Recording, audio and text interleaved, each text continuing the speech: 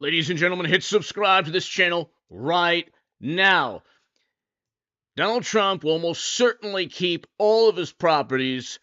Let's say they try to confiscate or seize some of his real estate in New York. It would result in very likely a landslide victory for Trump. I'm not just saying this. Very renowned, respected pollster Frank Luntz, he's saying now in 2016, I told the world, it was me and Sticks and all of YouTube, I said Clinton would lose to Trump, that Trump would defeat Clinton. Okay, not everyone made the right call there, but this man, Mr. Luntz, is making the right call absolutely right now. Hit subscribe. In 30 seconds, you will hear former president and future president Donald Trump. You will hear others discuss how taking property would be an absolute catastrophe for the Democratic Party. But in 30 seconds, I'll explain to you why he's actually gained more property, more real estate, almost certainly after his second term. First of all, the chances that they successfully take his properties, let's say they take his properties and then on appeal, he wins different parts or different elements of the case. They give his properties back. Regardless, I don't think that they're going to really seize or take any of his properties. They could try their best. There's still a process. And he has the money apparently for a bond. He still has to go to the Court of Appeals. There's two higher courts, or the highest court in New York, that still is looking at all of this, or that he has to appeal to. So there's still a process. After this process, when he becomes a two-term president, people are going to be selling him or wanting to develop properties in New York and around the world. He will be far more popular in his second term. He will be more sought after. This alone is giving him the Oval Office. That's according to Frank Luntz. He's 100% right on this. He's becoming more popular.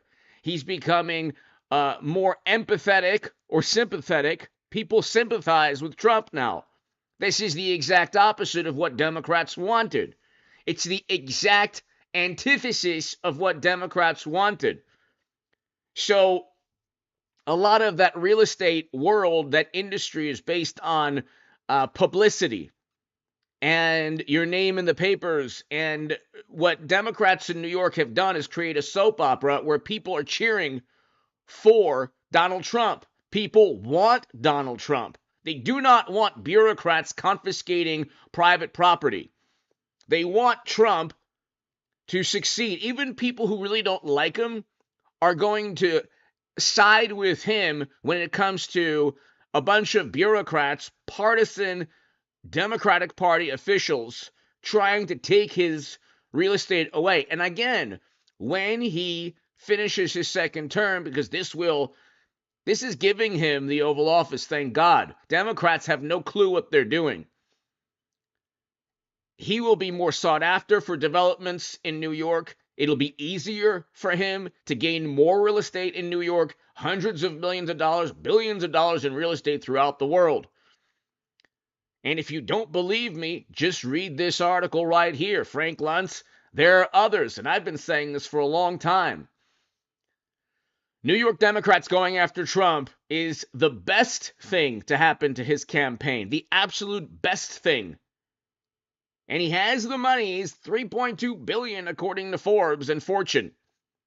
So hit subscribe to this channel to read my writing on The Hill, The Huffington Post, Salon, The Jerusalem Post, The Federalist, other publications. Go to hagoodman.com. Pollsters are now saying that what Democrats in New York are doing is giving Trump the Oval Office again, thank God, which will make him far more popular in real estate deals in the future. This saga, this soap opera with New York Democrats trying to confiscate his buildings under an absurd statute that's never been used or hasn't been used in this capacity ever. The last time it was used at all was 70 years ago. New York Democrats blatantly trying to go after and ruin him in the most partisan, unfair, really unconstitutional manner is not only giving him the Oval Office and a second-term presidency, according to many people, Frank Luntz included, at least in terms of the saga that's taking place, helping give him another presidential victory. But if you look at how the real estate or commercial real estate business works, he'll be a two-term president, and that'll give him hundreds of millions of more dollars in real estate in New York and around the world, billions around the world, with people wanting to work with him, because the brand name is, if it was already global, it will be intergalactic, or, throughout the universe. Extraterrestrials will know that, okay, Trump, okay, yeah. So hit subscribe to this channel. Let's listen to Kevin O'Leary talk about this being a global issue. Let's talk to Kevin O'Leary. Kevin, I study the media machine. I can see them working and where they're going, and I don't like where they're going. This looks dangerous. Do you feel that way? I've been watching this happen for the last 5 years. I mean, it's getting very, very fractured. Everybody has a different opinion. The amount of noise going after the American person, any individual at the kitchen table, I mean, it's so chopped up, and there's so many different narratives. And what I've learned, and I'm very encouraged by this, is you talked about BS. Well, the actual best filter of that is the American public. They smell BS a mile away, and they know it's coming at them from various different directions, whether it's, the left or the right or the podcast or the social media platforms. It's just all noise. And I got to tell you, I'm giving the American people more credit than they get in the press. They listen to this stuff and they say, that makes no sense to me. And I'd like to hear some policy, particularly around this election, which has gone crazy. We're going so far in every different direction. I'm very encouraged by what I'm seeing. I'm very happy when I go to a place like Fargo, North Dakota, or somewhere in West Virginia or Oklahoma City. Why don't you talk to those people? They don't take any BS at all. They get it. They get it, but then I get nervous. And that O'Leary, really encourages me. I'm pretty encouraged that we're going to end up in the right place. I'm optimistic too, but then I get worried when I see this Hispanic voter who was interviewed, and if you look at the larger context, he goes on to say, everything's so expensive, I can't afford this, I can't afford that, I'm not better off than I was 4 years ago. But then I hear Trump say bloodbath, and I'm like, and that worries me, because this guy is locked in on policy, and then he gets brainwashed by a hoax, and now he's like 50-50. Jesse, that's Trump speak that's been going on for 9 years. Trump's been saying the same stuff for 9 years. You got to forget all that stuff. You got to listen to policy. I want to hear what the strategy is for border security and energy independence. I want to know what the plan is for foreign policy and taxation. I want to hear from both sides. I mean, talking about what Trump says in any 24-hour cycle, are you kidding? We've been listening to that for 9 years. Get over it, everybody. Well, they have to get over it. Start thinking about what the policy is. You think about it, I think about it, we hope more people think about it. But they're gnashing their teeth, Tish James, at seizing properties. And people in the press are applauding. They're giggling. This is bloodthirsty. Okay, now you're talking. You're right. This is hurting the American brand. What's going on in New York it has nothing to do with Trump. That case is over. What's going on now is concerning financial markets all around the world, because in the United States, and everybody, I don't care what color you are, red or blue or independent, doesn't matter. We are the bastion of safety when it comes to investing large pools of capital. That's what America represents. We have property rights. We have an appellate system. We have law people trust. And we give you good returns with the least amount of resistance. And what's happening in New York is tainting the American brand. I mean, seizing assets after 22 days. In a bankruptcy court, you get years to resolve this. This is not a good look on New York. It doesn't matter this Trump. It could be anybody. I think that's very bad for the American brand. And I also would argue that you think about if this is going to help New Yorkers, they should be asking for better management. I'm very disturbed. And the way I look at it, and I speak to many institutional capital fronts, including sovereign wealth, because I'm trying to buy TikTok right now. So I'm running all around the world trying to raise $30-40 billion. And they all ask me the same thing. We're watching this New York thing play out. It looks to everybody like it was some dress-up court day when the parents were out and everybody got dressed up in robes and had fun acting out some court trial. When are the adults coming back into this? There are no adults yet. That's true. I mean, you're running around trying to raise $40 billion. I'm running around trying to sell my book, get it together.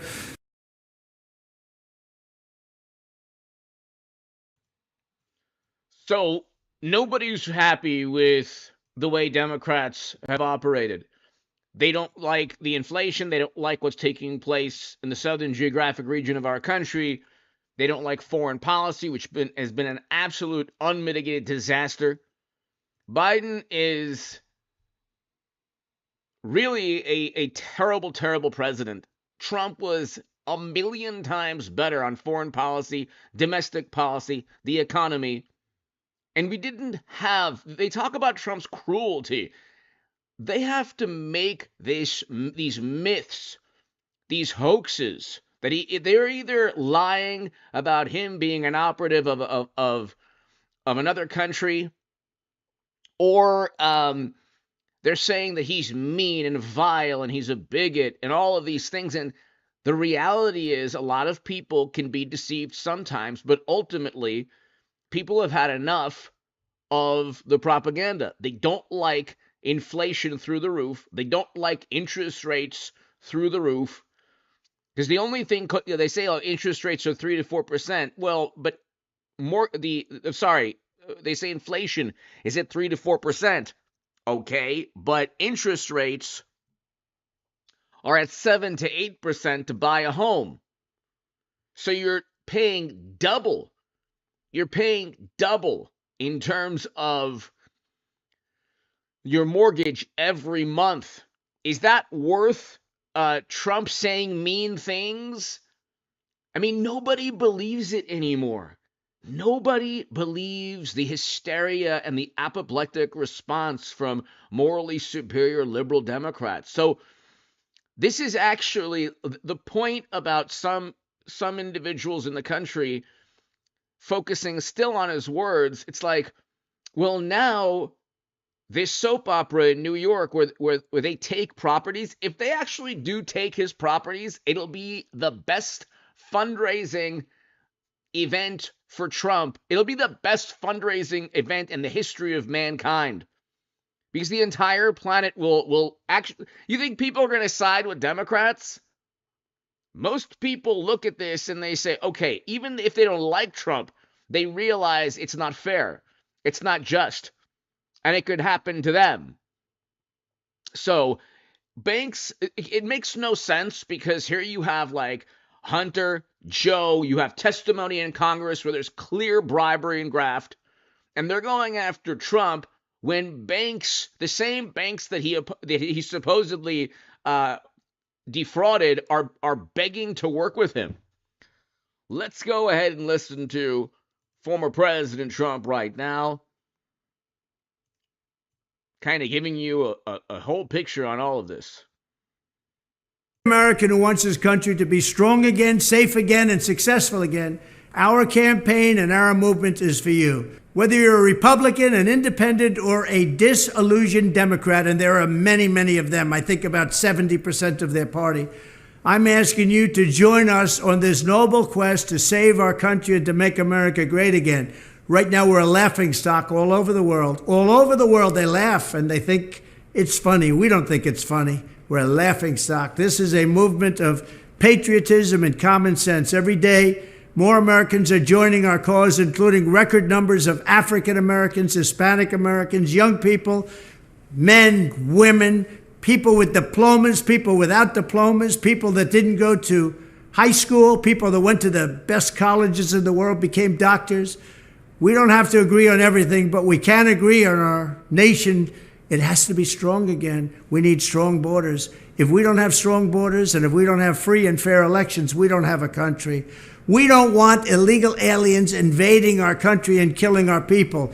We can agree that we need to support our police officers. I'm going to get them immunity so that when our police officers stop crime, they're not going to be destroyed by the radical left, and get dangerous criminals off our street, and they're going to do it.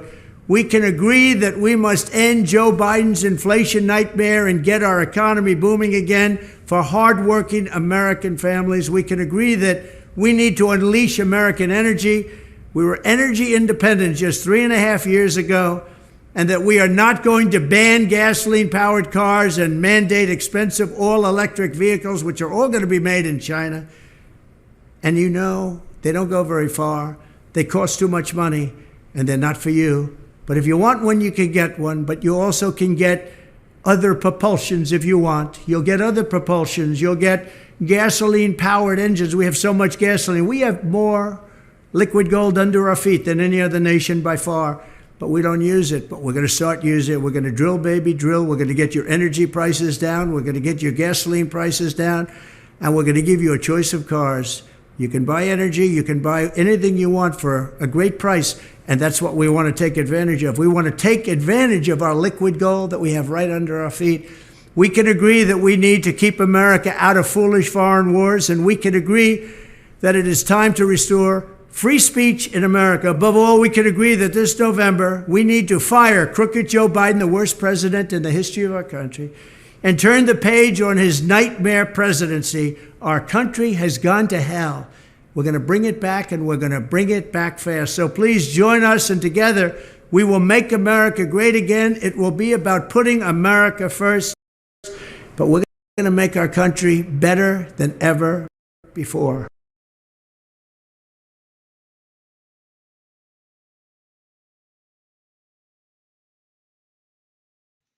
So they say that, well, Biden and Democrats care about the planet and the environment.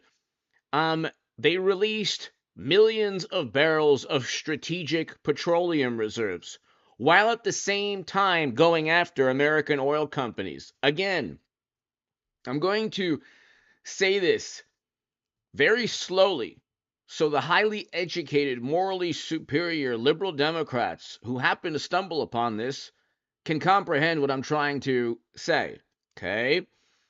Biden came in, a whole bunch of executive orders to protect the environment. Very important, yes.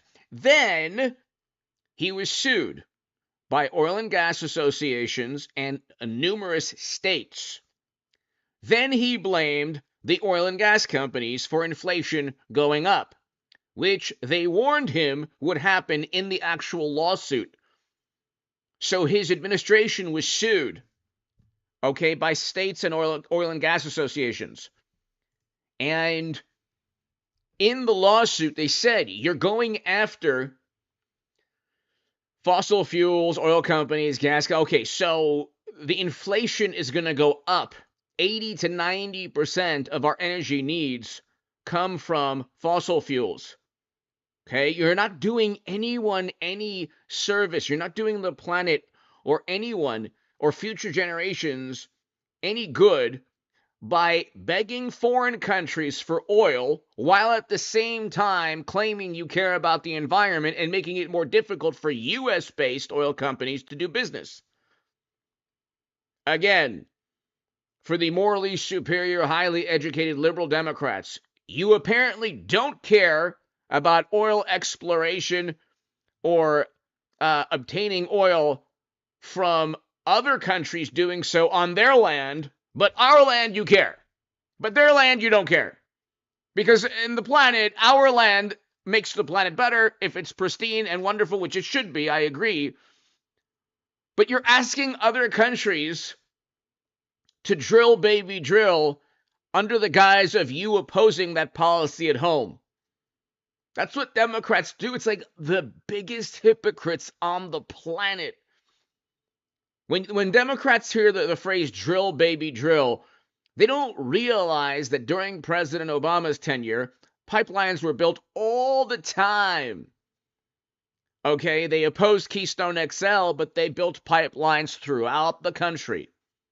Okay, we don't have, then you have the electric grid, which in California, in New York, California, Texas, too many electric cars the electric grid is not going to, it's not strong enough or powerful, or let's just say secure enough or capable to handle millions upon millions of electric vehicles. Then you have, and I wrote about this in the Federalist, my first article that was published in the Federalist is about the cobalt and lithium and other precious metals that are used for electric car vehicle batteries. Okay, they're mined in countries like the Congo and other countries in Africa and throughout the world, in Asia and Latin America. And there's a tremendous environmental, there are tremendous environmental and health consequences to mining cobalt. It's radioactive. Okay? People are losing their lives in these mines for electric car vehicle batteries. So AOC and Biden and the morally superior liberal Democrat who despises Trump could feel good about themselves. So, somebody should ask a far left Democrat, where do you think the precious metals are found for these car batteries?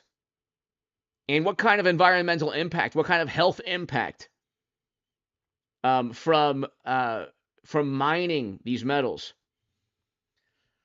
But anyway, hit subscribe if you're new to this channel. Let's listen to the beautiful and the talented Alina Habba. Alina, good to have you with us. Thank you for being here today. Tell me a little bit about where you are in this process, because in terms of the appeals happening or the appeals court deciding, the appellate division deciding that perhaps they're going to make some modifications to this judgment. Right. Well, our argument in front of the appellate division is that forcing him to sell prized properties such as Trump Tower, iconic properties like 40 Wall Street, to pursue his appeal is manifest injustice, and it deprives him of that due process that we are all entitled to. So imagine you can't reverse selling off Trump Tower on a fire sale at a discounted price. We can't fix that if we win on an appeal. So it's complete injustice. And only a handful of sureties, as we stated, are approved by the United States Department of Treasury to even underwrite bonds of this size. So of those, even those very limited handful amounts, they're limited to policies with even single bonds up to maybe 100 million. None of them accept hard assets. They require cash or cash equivalents, such as marketable securities.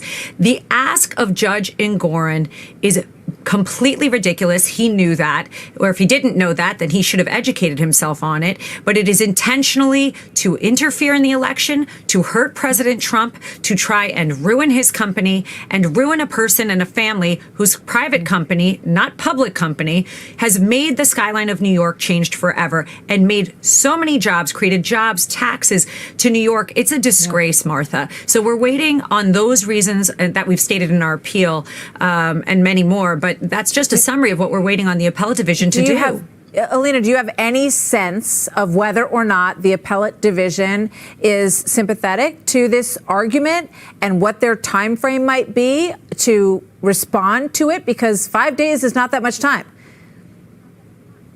No, it's not that much time. And we pressed the fact that this is urgent. And I will say the appellate division has been great in looking at these things in a timely manner. There were days where we've taken things to the appellate division and waited to be heard, and they heard us. They definitely, we can tell, have listened to our arguments fairly.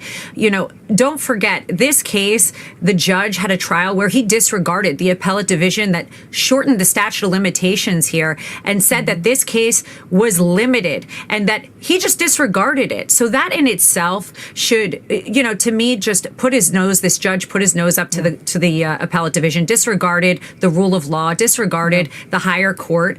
And in that alone, you know, they should take that into account, let alone the other injustices that we saw for those 11 weeks in trial. Alina, I want to play something for you quickly from The View and get a quick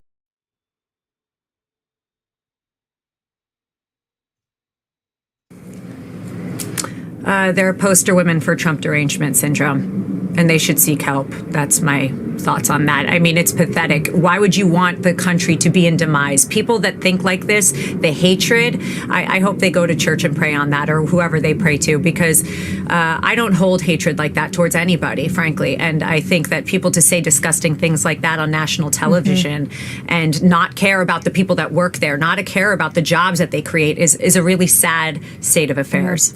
Is there any effort on the part of your team to secure this money through another country, Saudi Arabia or Russia, as Joy Behar seems to think? Well, there's rules and regulations that are public. I can't speak about. Notice how it's really funny. Democrats still believe, so they talk about Trump lying. They still believe that he's an operative of the Kremlin. They still believe it, don't you know? Because they're indoctrinated with such lies. He was never, there's greater ties between Democrats and Russia than Trump and that country. Far greater. The wife of a Moscow mayor gave one of the Bidens, we'll just put it that way, hundreds of thousands of dollars, and then CNN and everybody gave a fact check. Well, you know, it really wasn't Hunter. It really wasn't Hunter's company. And it's like, whoa, what? Could you imagine if Trump got hundreds of thousands of dollars from the wife of the mayor of Moscow? By the way, God bless the people in Moscow right now. God bless them. Terrible tragedy. Terrible, terrible tragedy. So God bless those people. Absolutely terrible. But, I mean, they still believe, they're like, well, you know, where's Trump going to get the money? They've convinced themselves that he is not a billionaire, that he's had failed companies. They might as well, they might even be convincing themselves that he was never a president as well. So it's like, if you're a wonderful, highly educated, morally superior, liberal Democrat, really smart person, and you think that Trump is an impoverished operative of another country, you've been completely indoctrinated your entire life. So that's the thing. It's like,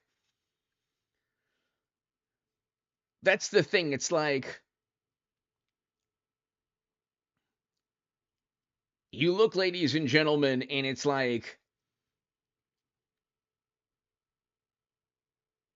I'm like looking at, you look, ladies and gentlemen, it's like completely, they're just into the propaganda of trying to convince people that Trump was an operative of the Kremlin and that he's not wealthy at all. This is Alina Haba a couple of months back breaking everything down. Good evening. So let's talk about one thing that the press hasn't reported. We just listened to testimony from a man who has such distinct recognitions as an accounting expert that even Letitia James's team and the OAG's team used him themselves as an accounting expert. Professor Bartov was the New York Attorney General's expert in the Exxon case. Let's start there. But today, when he was on the other side, they spent the entire day objecting because he was giving testimony that didn't suit their claims. His testimony included that there was absolutely, and I quote, no fraud, that the statement of financial condition for President Trump was understated, that there was no evidence of concealment, and that, in fact, President Trump's statements of financial condition had something that most other statements of financial condition don't have. 18 pages of descriptions and details about his properties, about his trophy assets, things that most people don't need to do and wouldn't do. The reason, because he had nothing to hide and he didn't conceal anything. This is not a publicly traded company. This is a private company. And the Attorney General is now sticking her nose into private companies. This is a very scary moment for our country. We have to have boundaries. We have to have laws. They were objecting every 5 minutes, and I really give credit today to the press that was in there. I did look at some of the feed, and it was accurate. There was absolutely no fraud. The statements were undervalued, and President Trump and the Trump Organization provided Deutsche Bank with everything they needed. Last week, we heard banks make clear that they thought they were a trophy client. They were the big whale that they wanted to get, and they valued their relationship. They said that holds true today. I don't know why we're here. I've said it before, and I say it again. Again, this case has absolutely no merit, and you don't have to believe me. A man that gives the Nobel Executive Committee recommendations on accounting and who should be recognized in accounting, that man that just sat in there for the entire day, made it very clear and had words with the AG and said, you should be ashamed of yourself. And I say it too. You should be ashamed of yourself. Thank you.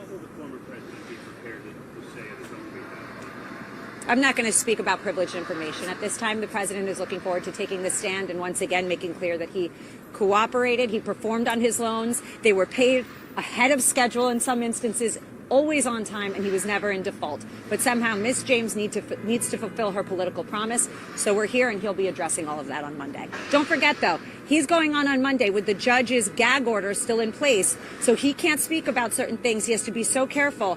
That is so unconstitutional, in my opinion. We have First Amendment rights. We have rights as attorneys, Sixth Amendment rights, and those are all being violated. And he still wants to take the stand, even though my advice is at this point, you should never take the stand with a gag order. But he is so firmly against what is happening in this court and so firmly for the old America that we know, not this America, that he will take that stand on Monday. What can we expect on Monday? The same as we've heard.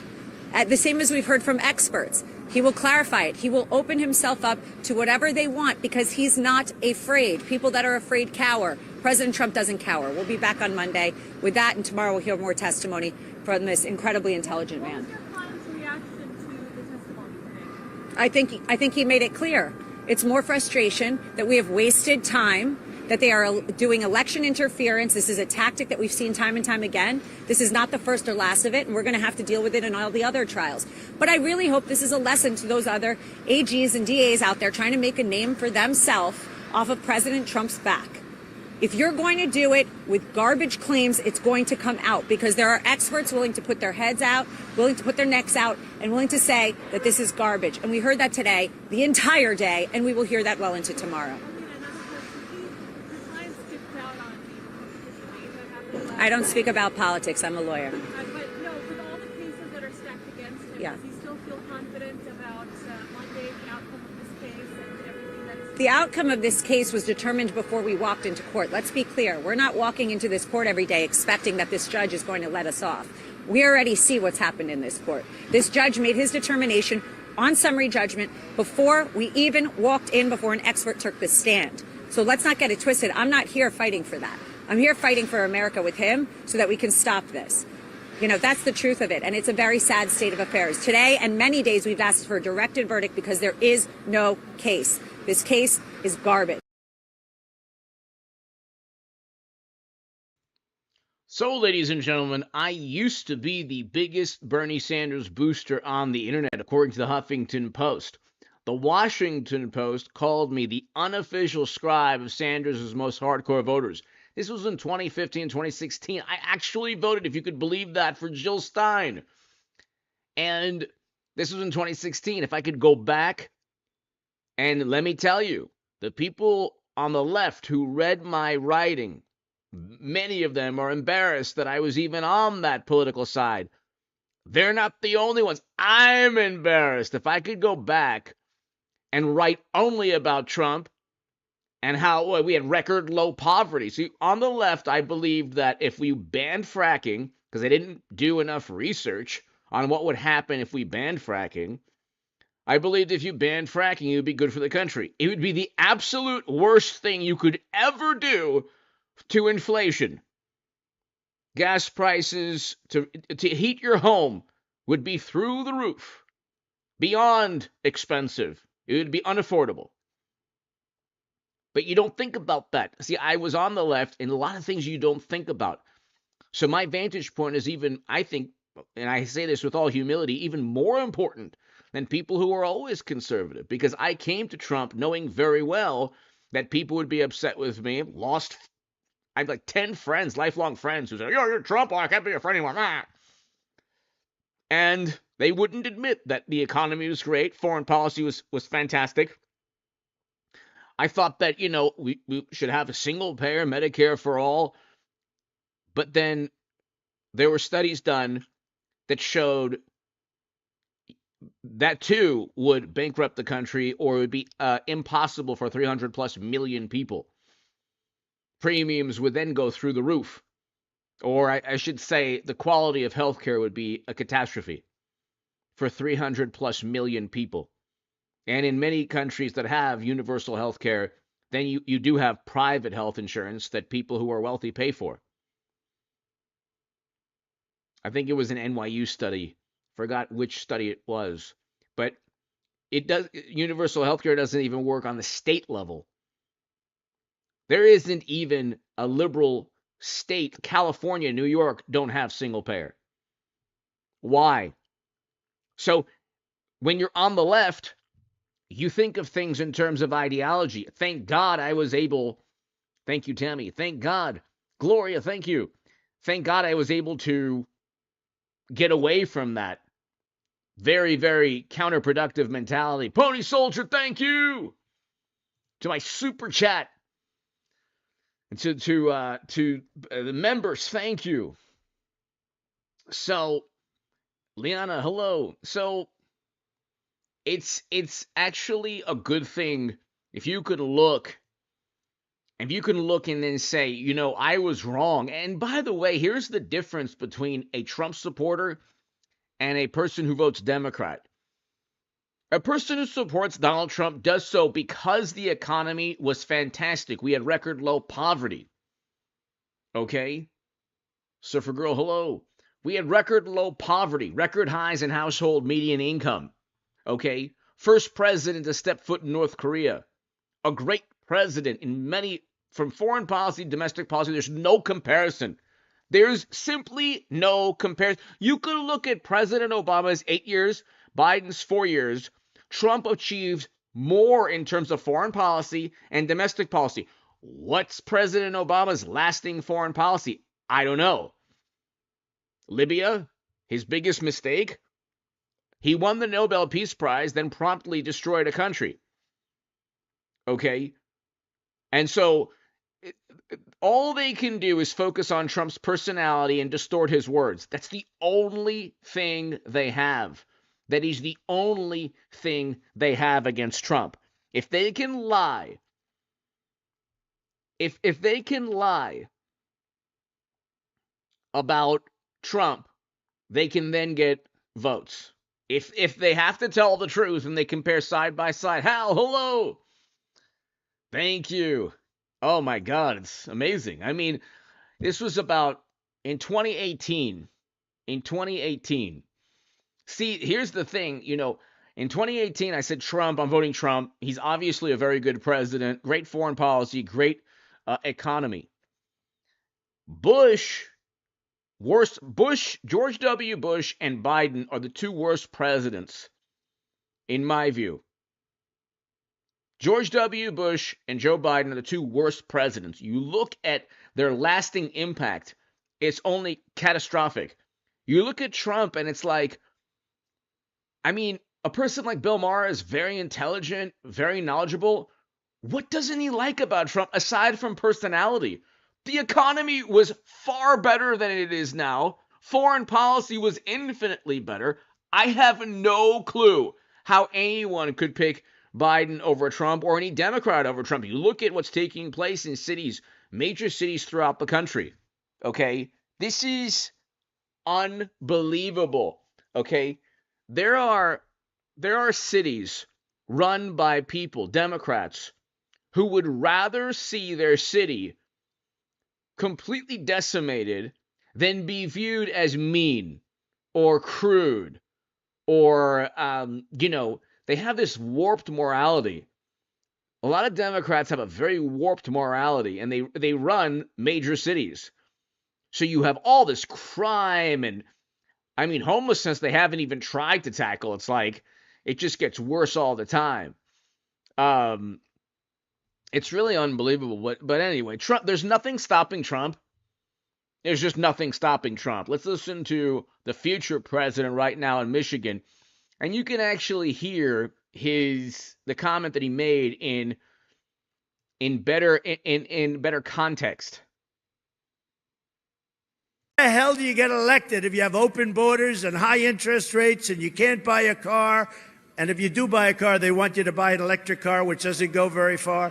And the United Auto Workers, this guy, Sean Fain, what the contract that he entered in, you know, all those cars are going to be made in China within 3 years. I hope they know that. The auto workers are all, I think the auto workers, I met a couple of them back. Raise your hand if you're, there is one guy right there. Do you agree with me?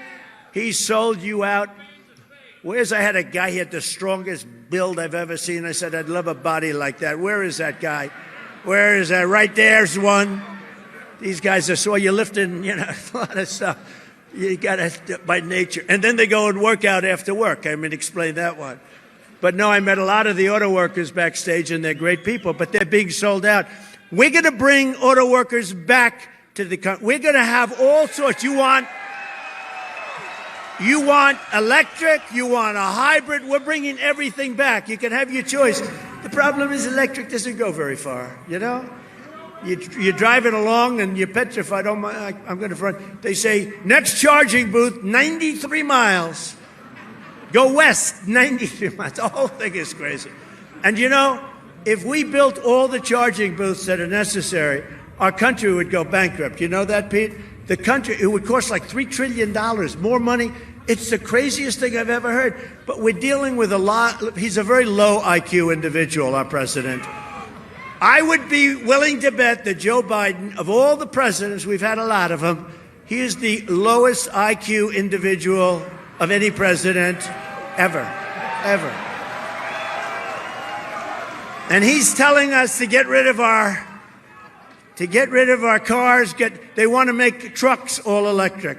The problem is they don't go far either.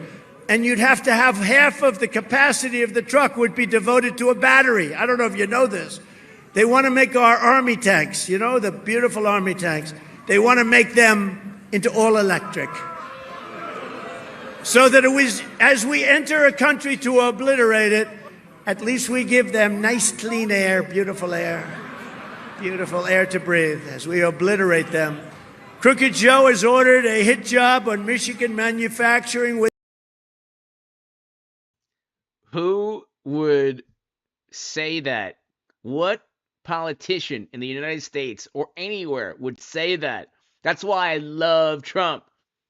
That's why he's the most honest politician. When the Washington Post said, oh, there's 45,000 lies, you'd get 80,000 lies just in 4 years of Biden's administration from Biden and his press secretary and his secretary of state and others.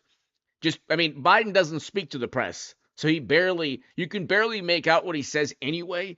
But when he does speak, it's usually lies. But the Washington Post stopped counting those lies. Gee, I wonder why.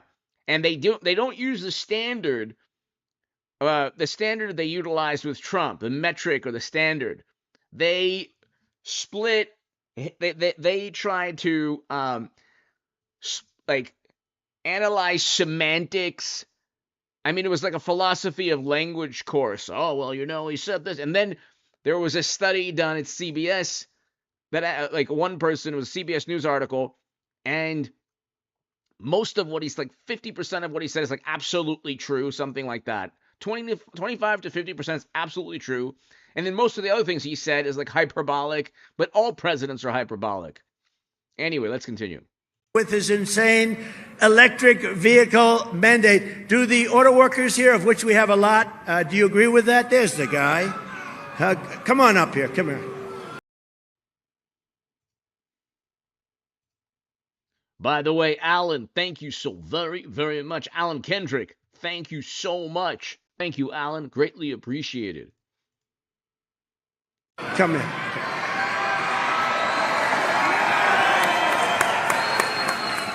Come on up. This never works out. You know that, right? That's okay. No, I like this guy. I met him backstage. He's great. He's great. Come on up. Secret Service is thrilled. You know when we do this, Secret and you look at the guy, he could rip you apart. Come on up. I like this guy. Come on, come here. I love you, say something. Say something. Take that thing off. Come here. Take that thing. Look at this guy. Thank you, President Trump. We got your back. The auto workers are going to support this guy like we did in 16, 20. We're going to do it again in 24. Everybody's going to get out and vote. We're going to vote. 85 million of us are going to vote for this guy. They can't cheat enough to beat him. I love you, brother. He's fighting the fight. Well, that worked out well. Look. Do you think anyone on the left would do that with Biden? Do you think that any Democrat really cares about Biden? Or do you think anyone would, like, even nowadays with former President Obama, do you think anyone, maybe with President Obama, but Biden, no. Clinton, I don't think so. But President Obama, maybe you'd find people throughout the country who'd want to give him a hug. But Biden, no way. There's nobody in this country that's going to go and do what this man has done and say, thank you for a great economy. Thank you for a great foreign policy. What? What's there to thank Biden for? So many people feel this way about Trump, myself included. He's the greatest president of my lifetime. Infinitely better than President Obama, better than Reagan, better than infinitely better, like a trillion times better than Bush and Biden. He did more in 4 years. Doha Agreement, Abraham Accords, first president to step foot in North Korea, USMCA, record low poverty, interest rates were low, record highs in household median income. We can go on forever. He's a great president. And we didn't have the catastrophe in terms of foreign policy we do. So it's just interesting, like, if you don't have late night Kimmel and others 24/7 going after Trump, he absolutely runs away with it. He absolutely runs away with it. If you don't have every single possible advantage against Trump, he runs away with it. There's no there's just no they need all of late night social media algorithms. They need a lot to go after Trump because he's that popular. Anyway, hit subscribe to this channel, ladies and gentlemen. Thank you. God bless you all. Thank you so very much. Hit subscribe, everybody. Thank you. I'll see you tomorrow.